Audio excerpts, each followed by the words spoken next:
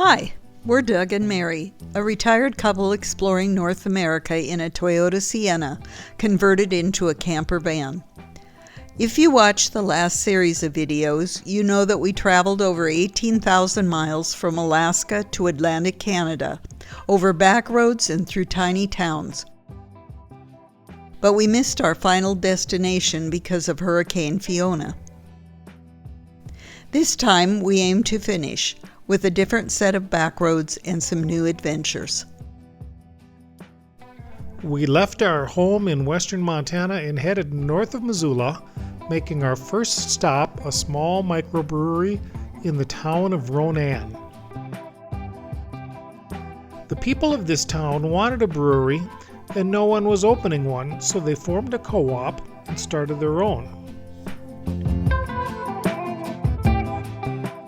With another stamp in our brewery book, we kept heading north along the east side of Flathead Lake, the largest freshwater lake in the U.S. west of the Mississippi.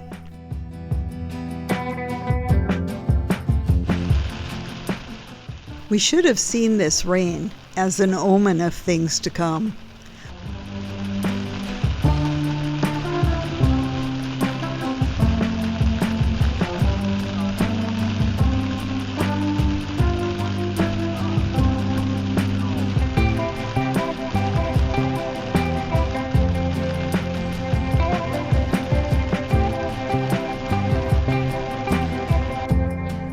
It says, great spot, hard to get parked. Okay with bigger rig, but must be confident about huge potholes and backing up. This spot is a trail. We used iOverlander to find a camp spot that was suitable, but nothing special.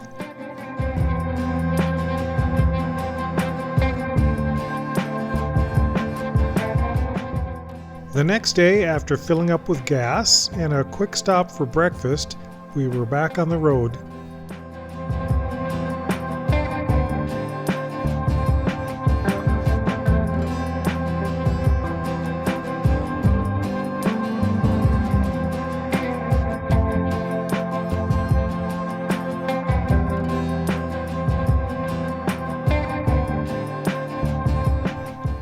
This section of Highway 2 parallels the southern boundary of Glacier National Park with stunning scenery.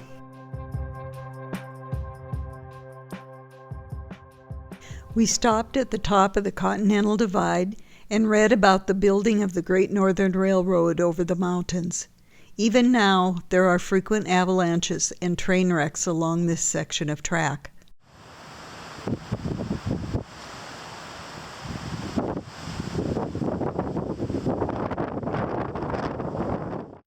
The highway drops quickly to the open plains, where the wind never stops. This monument marks a location where Lewis and Clark stayed on their westward journey. This is Blackfeet Reservation land, and the historic westward expansion and development of their land by white settlers is not seen in a positive light, since it led to a great loss of land and hardship by their ancestors.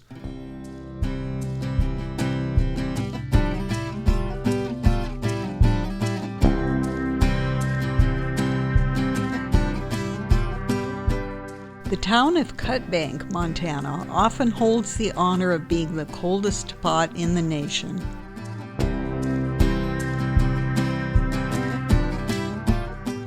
Chester could be almost any town in farm country, with a railroad, grain elevator, a few businesses, a couple of churches, and streets laid out in an exact north-south grid. We found a nice city park that offered camping and beautiful flower gardens.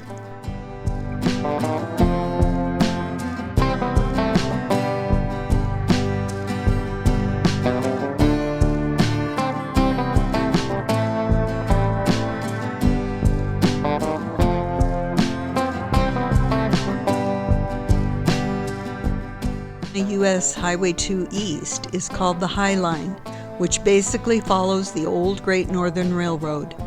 Havre is a major railroad town and the largest town on the route with just over 9,000 people.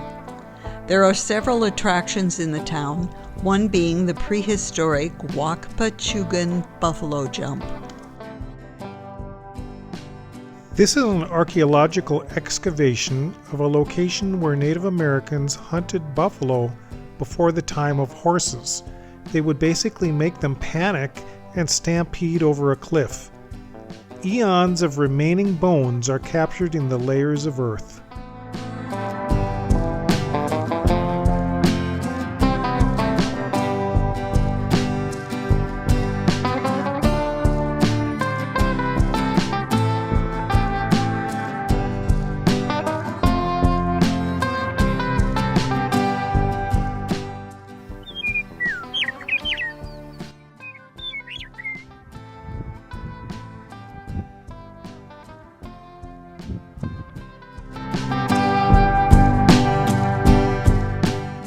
Fire destroyed the town of Havre in the winter of 1904, and residents developed a unique survival tactic of moving into the undamaged basements, connecting them all together and converting them into businesses including a drugstore, grocery store, offices, a blacksmith shop, butcher shop, restaurant, saloon, bakery, and even an opium den and a brothel.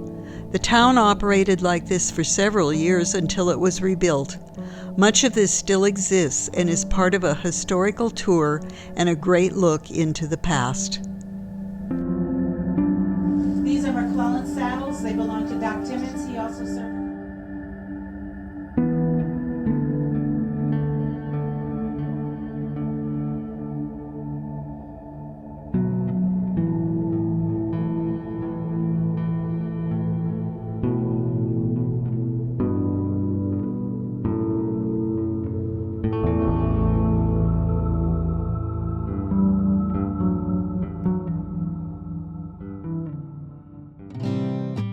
Malta, like all worthwhile Montana towns, has a friendly small brewery.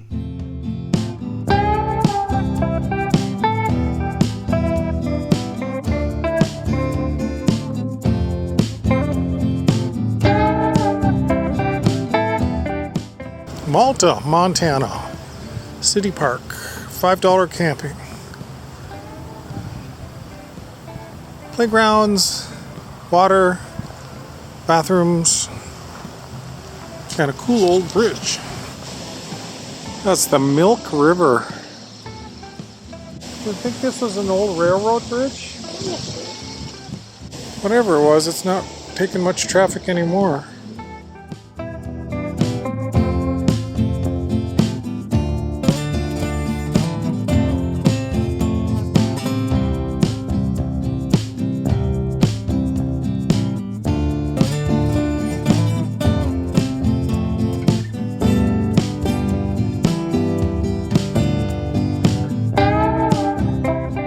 We've lost count over how many times we've crossed the Canadian border in the last couple of years, but it's been dozens.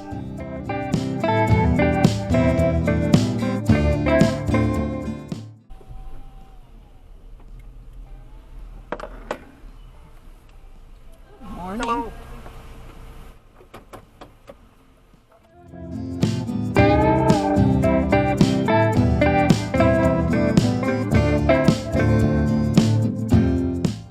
Grasslands National Park in Saskatchewan has been on our list for several years, so now is our chance to check it out. Of course, the weather decided to move in, but that gave us a chance to try out our tiny little hot pot for lunch.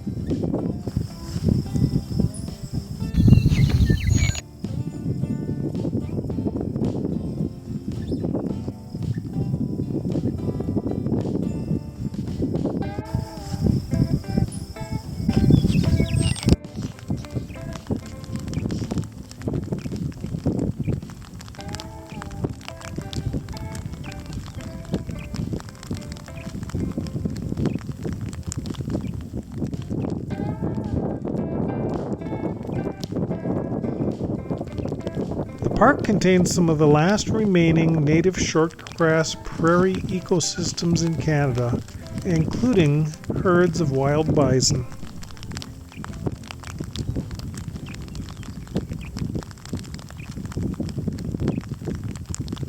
After a day of exploring, we found a boondocking camp spot just outside of the park in an old road department gravel pit.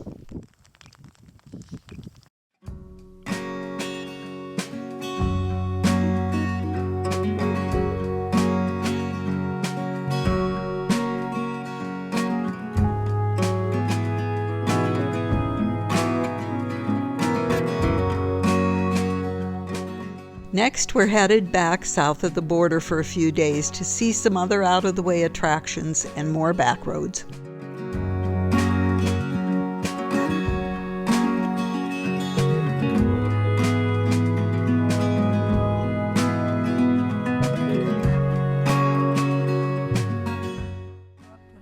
I wonder if we're the first ones here today.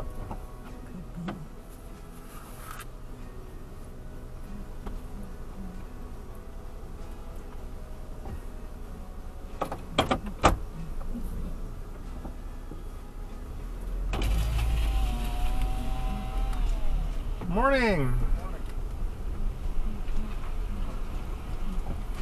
Hello. How are you? We're good.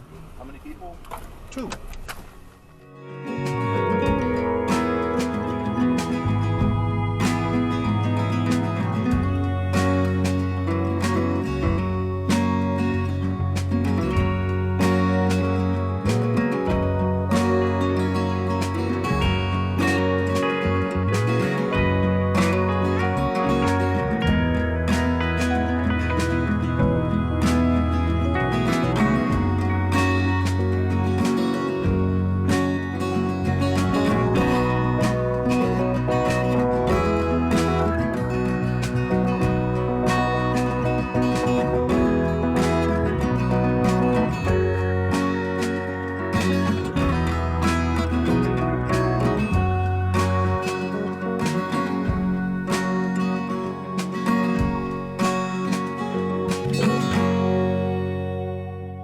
The town of Ste. Marie was once home to the decommissioned Glasgow Air Force Base.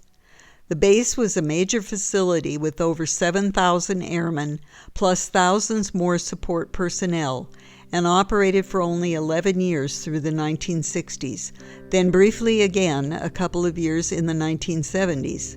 It appears that the Air Force simply walked away, leaving a huge ghost town.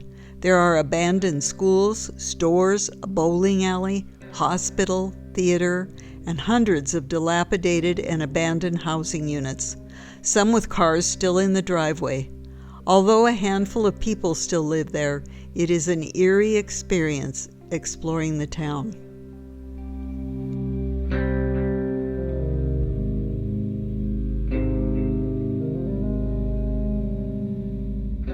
Long time ago. I mean, look at this. There's just nothing left here. These places That's a shame. Well, some people have moved in. I don't know if you can buy them or if you just decide you're gonna take it over. But there's not much for services and stuff either.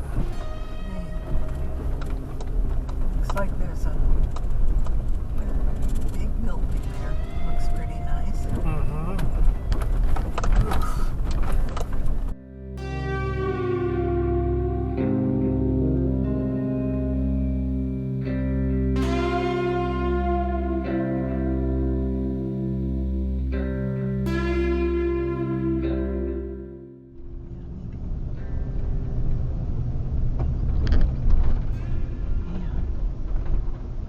Community center. I've never seen anything like this. I mean, we've been to ghost towns, but the It's a building. church.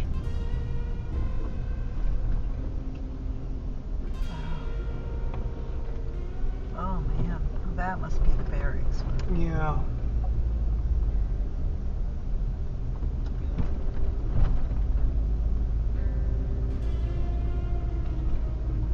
Man.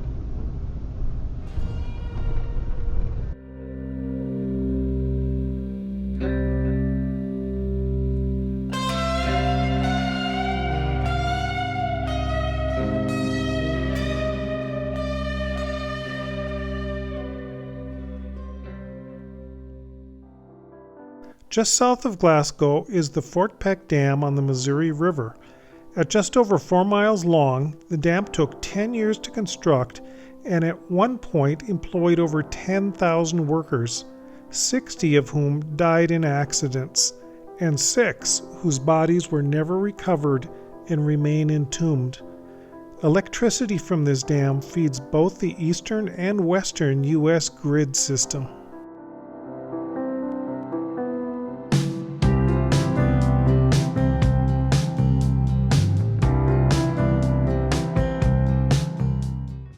Take the next left onto Highway 528.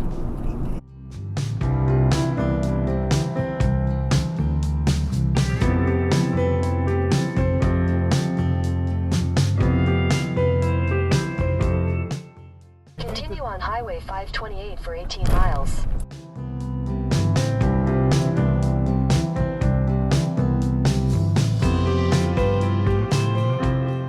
Look at that. Kind of looks like something you'd see on Breaking Bad. Yeah.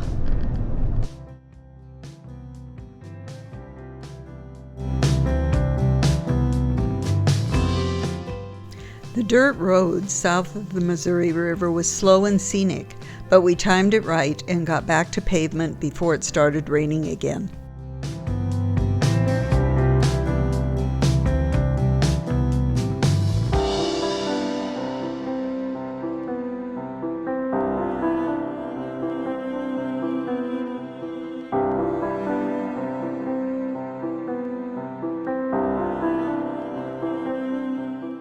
Boondocking spots are much harder to find as we headed east, but there was one spot on the edge of a small town that looked peaceful and empty. But this was the 4th of July and it was anything but a peaceful night, as the local high school kids decided to visit the same location in the middle of the night.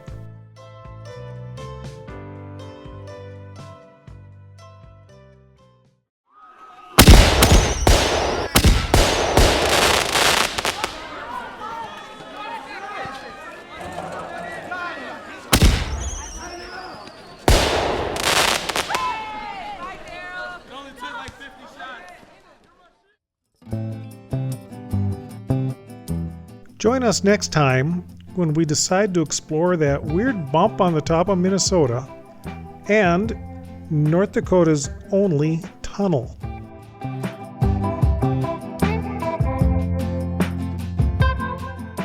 Thanks for watching.